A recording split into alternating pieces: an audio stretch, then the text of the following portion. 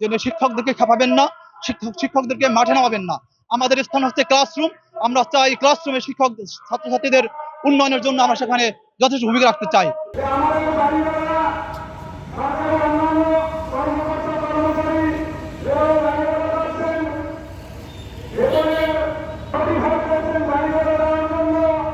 বাংলাদেশের প্রথম immunity booster সমৃদ্ধ ফ্যান্টাস্টিক হ্যাপি এনার্জি বিস্কিট। বর্তমান সময়ে আমরা শিক্ষকরা এমন জীবনযাপন করছি যেটা বলা চলে যে সমাজের সবচেয়ে নিম্ন স্তরের জীবনযাপন আমরা করছি, যেখানে বাংলাদেশ সরকারও সেদিকে আমাদেরকে সেভাবেই ধাবিত করছে।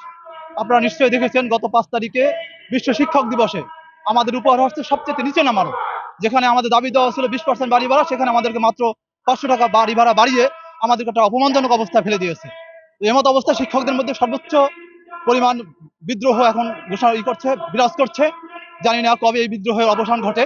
তো আপনাদের মাধ্যমে আমরা জানিয়ে দিতে চাই, আপনারা যেহেতু নাগরিকের জাগ্রত বিবেক, আপনাদের মাধ্যমে এই শিক্ষকদের অবস্থান সবার মাঝে তুলে ধরা দরকার, বিশেষ করে সরকারের কাছে।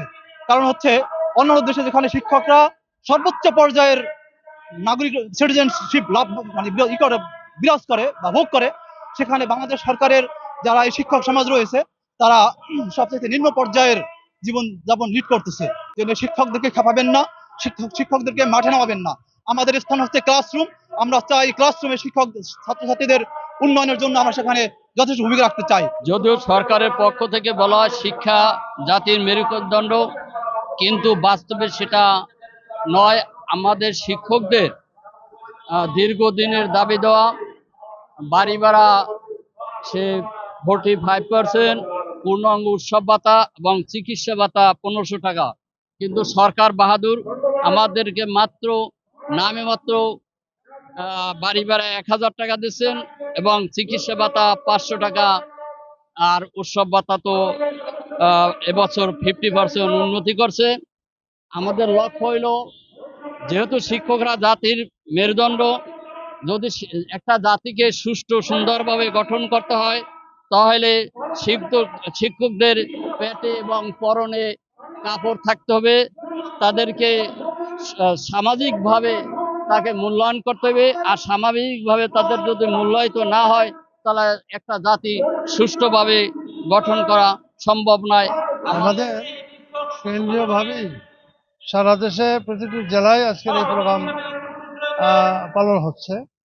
আমাদের মূল দাবি হচ্ছে আমাদের বাড়ি ভাড়া, আমাদের 50% আমাদের দাবি, বোনাস 100%, চিকিৎসা ভাতা 1500 টাকা।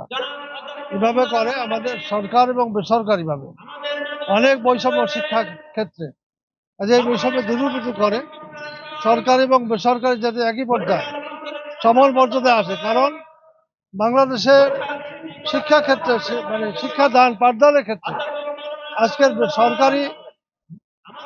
সরকারি কলেজগুলোতে যে ছাত্র তৈরি করে তার সাথে তার দ্বিগুণ আমরা ছাত্র তৈরি করি বাংলাদেশের এই প্রেক্ষাপট সমাজ পরিচালনার জন্য।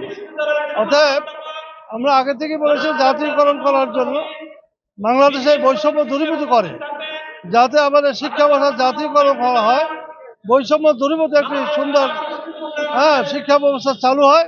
এই দাবি দীর্ঘদিন ছিল, এখনো আছে, ভবিষ্যতে আমরা কর্মসূচি আমাদের কেন্দ্র থেকে যেটা ঘোষণা করা হবে সেই কর্মসূচি আমরা বাস্তবায়ন করবো।